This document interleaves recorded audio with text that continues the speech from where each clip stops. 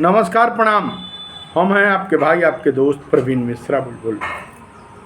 देखिए, अभी शिक्षा विभाग से ईपीएफ को लेकर बड़ी खबर आ गए हैं। बता दें कि बिहार के शिक्षा विभाग में ईपीएफ जितने नियोजित शिक्षक हैं उनके लिए ईपीएफ एक वरदान साबित होता है। वहीं केंद्र में जो भी सरकारी सेवक हैं, यह ईपीएफ की कटौती होती है जो सबसे फ़ायदेमंद है। बता दें कि कर्मचारियों के लिए जो मंत्रालय है, वित्त मंत्रालय ने सोमवार को कर्मचारी नामांकन अभियान शुरू किया है। नामांकन अभियान 2025 की शुरुआत की गई है और जो कर्मचारी हैं उनके लिए ईसीसी 2025 की शुरुआत की गई है। इसके तहत पीएफ खाते से वंचित निजी क्षेत्र के कर्मचारियों का पंजीकरण भी किया जाएगा। यह योजना 1 नवंबर 2025 से 30 नवंबर 26 तक लागू रहेगी। योजना के अनुसार नियोक्ता उन सभी मौजूदा कर्मचारियों का नामांकन कर सकते हैं जो 1 जुलाई 2017 और 31 अक्टूबर 25 के बीच प्रतिष्ठान में शामिल हुए, लेकिन किसी वजह से ईपीएफ योजना में नामांकित नहीं थे। अब जो नियोजित शिक्षक हैं उनको लेकर एक बड़ा खबर सामने आ रहे हैं कि ईपीएफ में एक बड़ा बदलाव सामने आया है। जिनका कटौती होता है, जो भी कर्मचारी हैं, जो नियोजित शिक्षक हैं, उनका 1800 रुपया ईपीएफ के खाते में कटौती हो रहा है। जिस का कटौती नहीं हुआ है या बैंक में उनके खाते में जमा राशि नहीं हुआ है, उसके लिए फॉर्म भी निकला हुआ है। अपने अपने बीआरसी स्तर पे वो लोग फॉर्म भर के जमा करेंगे। चलिए शुरू करते हैं। तब तक यह चैनल सब्सक्राइब कर लीजिए। देखिए क्या क्या बदलाव हुआ है ईपीएफ में, वह केंद्र ने जारी किया है। बता दें कि नई दिल्ली से एक विशेष खबर आ रही है कि कर्मचारी भविष्य निधि संगठन यानी ईपीएफओ की केंद्रीय न्यासी बोर्ड बैठक में कर्मचारियों को राहत देने के कई अहम फैसले लिए गए हैं। अब पीएफ खाते में सभी तरह के निकासों के लिए न्यूनतम सेवा अवधि घटाकर 12 महीने कर दी गई है। मतलब अब 12 महीने में ही आप निकासी कर सकते हैं।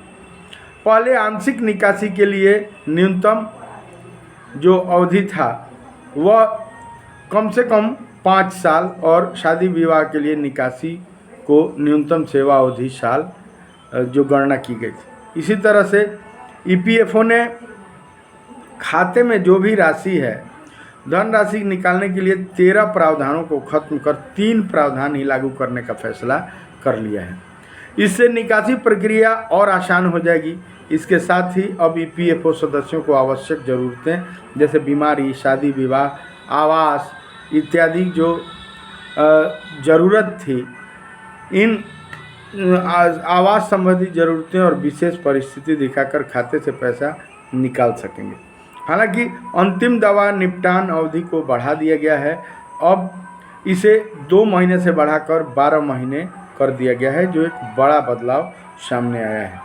यानी अगर आप 12 महीने तक भी ईपीएफ की कटौती कराए हैं, 1 साल ही कटौती कराए हैं और चाहते हैं कोई शादी विवाह पड़ गया या बीमारी पड़ गया, तो उस पैसे को आप निकाल सकते हैं। बता दें कि विशेष परिस्थिति के लिए कारण बताना जरूरी होगा। विशेष परिस्थितियों के मामले में सदस्य को कारण बताने की आवश्यकता होगी। पहले कारण बताना जरूरी होता था, जिससे कई दावे खारिज कर दिए गए थे, और अब कर्मचारी बिना कोई कारण बताए भी आवेदन कर सकता है। देखिए, निकासी की सीमा भी बढ़ा दी गई है। अब शिक्षा के लिए 10 बार और विवाह के लिए 5 बार निकासी की अनुमति होगी। पहले शादी और शिक्षा दोनों मिलाकर अधिकतम 3 बार तक निकासी की अनुमति थी। अब किसी भी आंशिक निकासी के लिए न्यूनतम सेवा अवधि सिर्फ 12 महीने ही रखी गई है। एक और बात बता दें कि घर से जमा कर पाएंगे जीवन प्रमाण पत्र। ईपीएफओ ने इंडिया पोस्ट पेमेंट बैंक के साथ समझौता ज्ञापन को मंजूरी दे दी है और बाद में इसके बाद पेंशनभोगी अपना डिजिटल जो प्रमाण पत्र है, जीवन प्रमाण पत्र है, घर बैठे जमा कर सकेंगे। प्रति सर्टिफिकेट 50 रुपये खर्च होंगे, जिससे पूरी तरह ईपीएफओ वहन करेगा।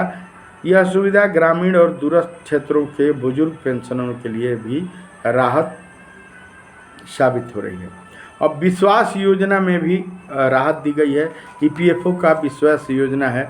इसमें कहा गया कि अभी नियोक्ता द्वारा पीएफ की रकम देरी से जमा करने पर जुर्माने की दर 5% से 25% तक प्रति वर्ष थी।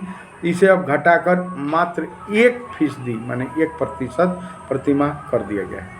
2 महीने की देरी पर 0.25 और 4 महीने की देरी पर 0.50% ही जुर्माना लगेगा। यह योजना 6 महीने तक लागू रहेगी, जिसे आगे 6 महीने और बढ़ाया जा सकता है। इस योजना से नियोक्ता और ईपीएफओ सदस्य दोनों को फायदा होगा।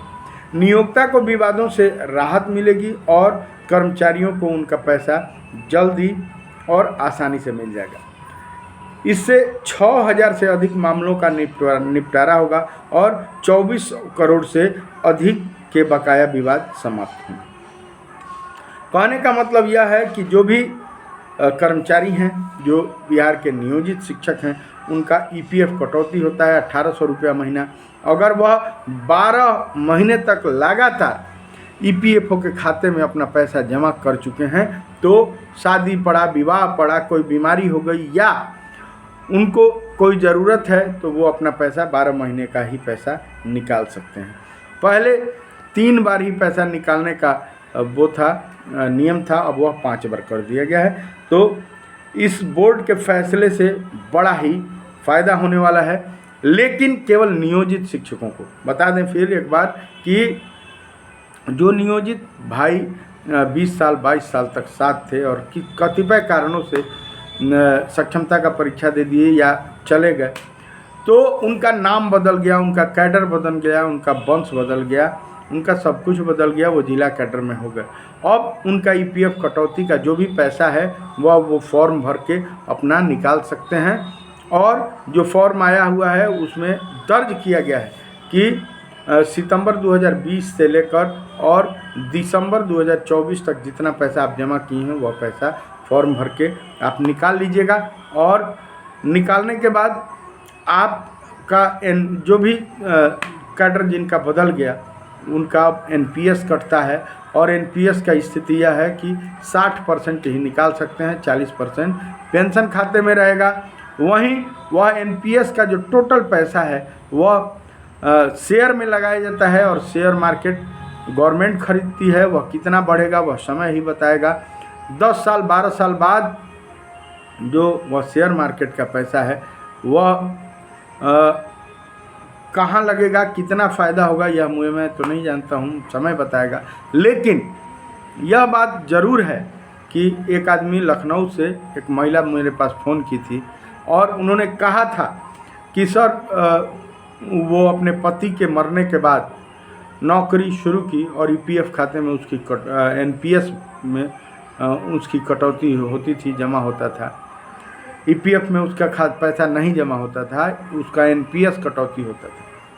बोली कि 10 साल नौकरी करने के बाद उसको एनपीएस कटौती का लाभ हुआ और जितना पैसा मिला वह जानकर आप आश्चर्य में पड़ जाइएगा। एनपीएस कटौती होने के बाद